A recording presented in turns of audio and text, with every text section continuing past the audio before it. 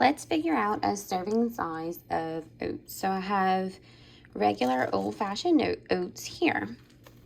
If you turn it over, this is our nutrition label. So we have one serving size is a half a cup dry, which should be 40 grams. So if we just measure in cups, or if we measure in tablespoons, teaspoons, things like that, you may not always get 100% accuracy. So that's okay if you're kind of eyeballing it and roughing it. But if you really want those strict body composition changes, then we need to measure in weight. So we measure by grams.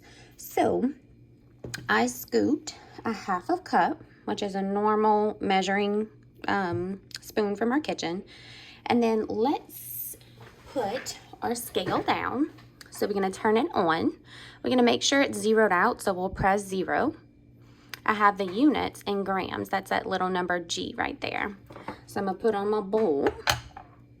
And then we're going to zero it out again because we have an empty container on there.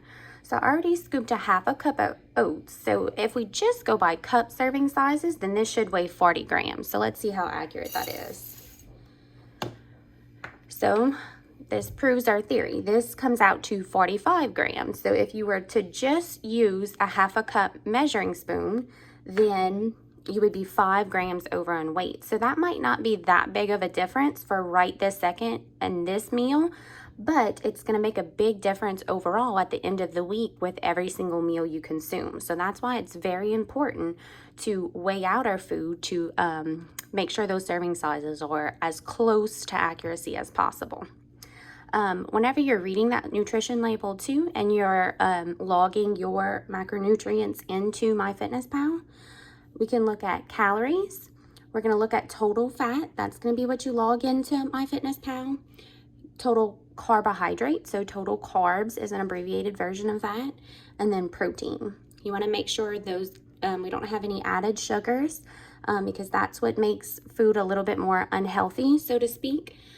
Dietary fibers are good to kind of increase whenever you're looking at what's a good food and what's not a good food. That'll keep you fuller longer. And then, of course, all these saturated fats and trans fats, those are not to say bad, but we want to kind of make sure we cut down on those. And then these monosaturated fats are actually the best. So those are good if you get I don't want you to get a really high number, but if we're looking at healthy fats, the monosaturated fats are the best fats for us.